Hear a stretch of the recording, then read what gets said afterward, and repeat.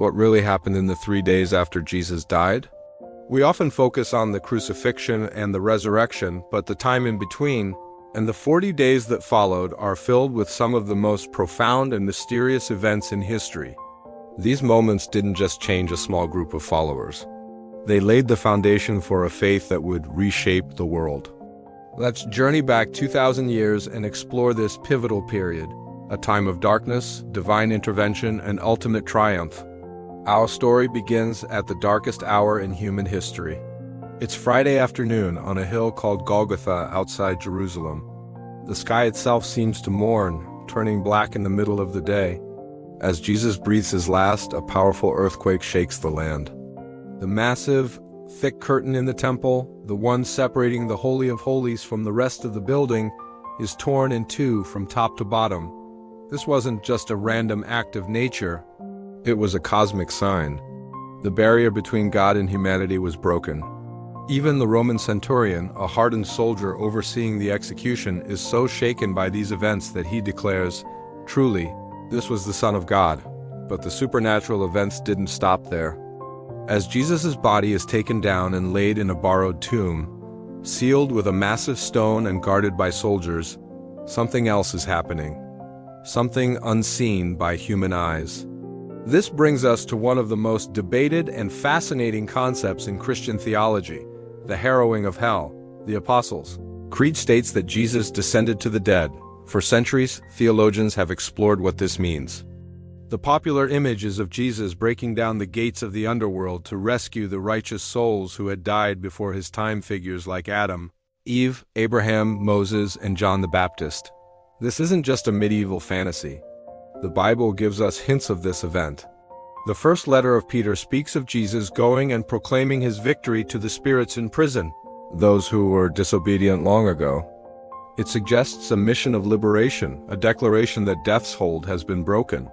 Imagine the scene. The King of Kings, having conquered death on the cross, now invades death's own kingdom, not as a victim, but as a victor. He goes to reclaim those who belong to him, to lead them from the shadows of Sheol, the realm of the dead, into the light of paradise. This act wasn't just a rescue mission.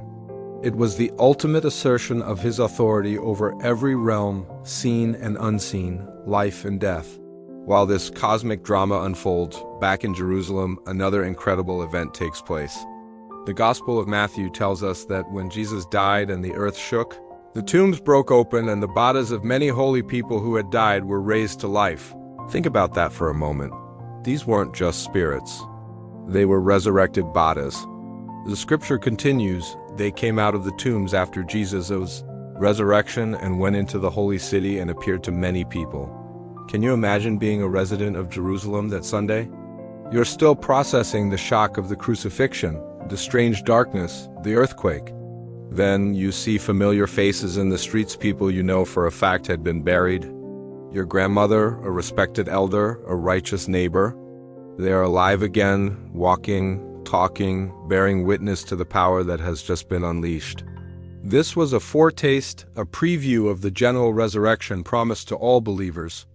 It was a tangible, undeniable sign that Jesus' victory over death wasn't just for him alone, but for all who put their faith in him. The power that raised Jesus from the dead was already at work, bringing life from the grave. Then comes the dawn of the third day, Sunday morning. The women who followed Jesus go to the tomb to anoint his body, their hearts heavy with grief. But they find the stone rolled away and the tomb empty. An angel declares the most revolutionary words ever spoken. He is not here. He has risen, just as he said. This begins the next chapter, the 40 days. This wasn't a brief, ghostly appearance. For 40 days, the resurrected Jesus walked the earth. He appeared to Mary Magdalene in the garden, to 2 disciples on the road to Emmaus, to Peter, and to the 10 apostles huddled in a locked room. He wasn't a ghost. He invited them to touch his wounds. He ate food with them, proving he was physically, bodily alive. A week later, he appeared again, this time for Thomas, who had doubted, allowing him to put his fingers in the nail marks. His appearances weren't limited to the inner circle. The Apostle Paul tells us he appeared to more than 500 brothers and sisters at the same time, most of whom were still alive when Paul was writing. This wasn't a private hallucination. It was a public, verifiable event. During these 40 days, Jesus didn't just prove he was alive, he taught them.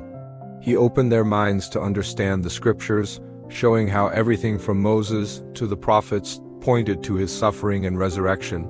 He was preparing them, commissioning them for the work that lay ahead. He gave them the Great Commission, to go and make disciples of all nations. And this leads to the final, remarkable piece of evidence, the transformation of the disciples. On Friday, they were terrified. Peter, their leader, had denied even knowing Jesus 3 times.